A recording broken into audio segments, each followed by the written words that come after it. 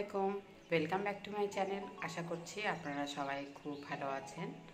ঘুম থেকে উঠে নিজে ব্রেকফাস্ট করে নিয়েছি। শরীরটা কিছুদিন ধরে ভালো নয়, একটু জ্বর ভাব রয়েছে, তো ওইভাবেই সমস্ত কাজকর্ম করতে হচ্ছে, আবার এদিকে নিজের শরীরের জন্য যত্ন নিতে হচ্ছে। তো আজকের রান্নাবান্না শুরু করে দিই। ভাবছি একটু স্পেশাল কিছু করব, যাতে একটু স্বাদটা আসে আর কি। কোনো কিছু স্বাদই পাচ্ছি না, তো কাজকর্ম শুরু করে দিই। ছাদে আসলাম গাছগুলোতে জল দেওয়ার জন্য। পালং শাকগুলো কত সুন্দর হয়েছে দেখুন, শীষ পালংয়ে পরিণত হয়ে যাচ্ছে। পালং শাকটা একটু ম্যাচিউরড হয়ে যাচ্ছে দেখে মাঝখান থেকে শীষ বেরিয়েছে। এটাও কিন্তু খেতে দারুণ। এখন শরীরটা ভালো নেই দেখে পালং শাকগুলো তুলছি না, ভালো লাগছে না কোনো কিছুই। আর পিটুনিয়াগুলো দেখুন কত সুন্দরভাবে ফুটেছে, আর হাওয়া দিচ্ছে দেখে ফুলগুলো এত সুন্দর করে মাথা নাড়াচাড়া দিচ্ছে, তো দারুণ লাগছে দেখতে।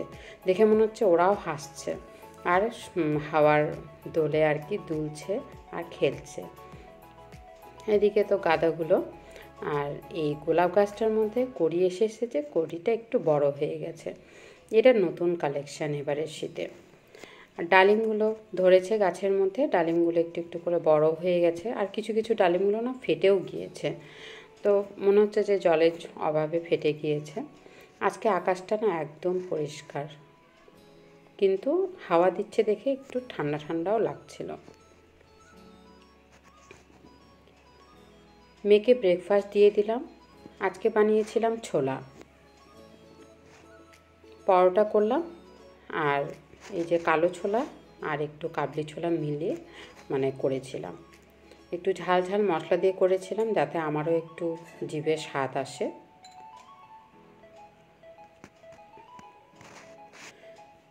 মেয়েকে ব্রেকফাস্টটা দিয়ে এদিকে ছোলার ডাল ভিজিয়ে দিয়েছি।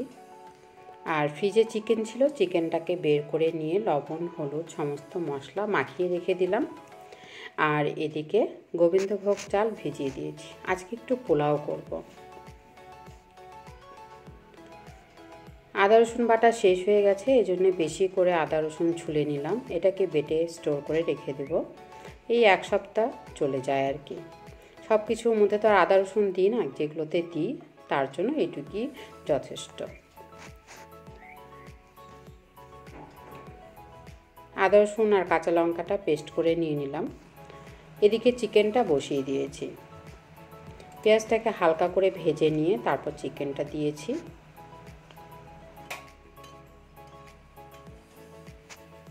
আর প্রেসার কুকারে করব ছোলার ডালটা।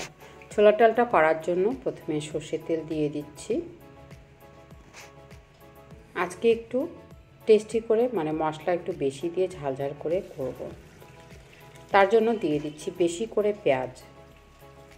ছোলার ডালটা এইভাবে করলে না দারুণ লাগে খেতে, আর পোলাওর সাথে তো খুবই ভালো যায় এইভাবে করলে পরে।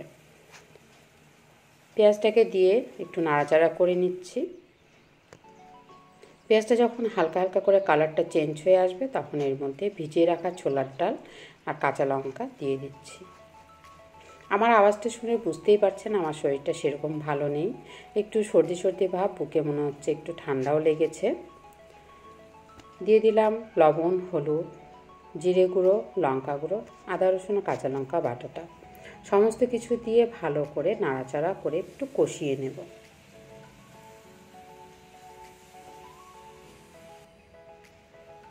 কষানো হয়ে গেল, এর মধ্যে এখন আমি সামান্য গরম জল দিয়ে প্রেসারে ঢাকনাটা লাগিয়ে সিটি লাগিয়ে নেব।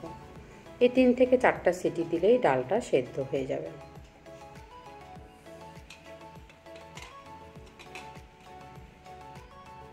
তো ব্যাস, এদিকে পোলাও নামিয়ে নিয়েছি, পোলাওর মধ্যে মটরশুঁটি দিয়েছি।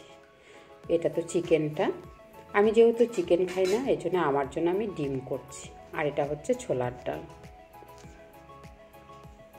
এই যে বললাম ডিম করছি আমার জন্য, 2টো ডিম দিয়েছি। একদম মশলা বেশি করে দিয়ে ঝাল দিয়ে একদম কষে কষে রান্না করে নিচ্ছি। দুপুরের খাওয়া দাওয়া শেষ করে বিকেলবেলায় মেয়েকে নিয়ে একটু মেলার মধ্যে এসেছি। আমাদের এখানে বইমেলা এসেছে, তো ভাবলাম মেয়েকে নিয়ে একটু ঘুরে আসি, আমারও একটু ভালো লাগবে, মেয়েরও ভালো লাগবে।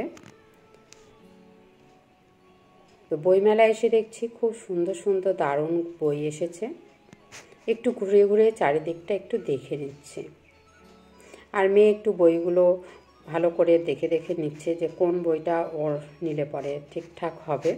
এই জন্যে ও ভালো করে সমস্ত বইগুলো নাড়াঘাটা করে দেখে নিচ্ছে।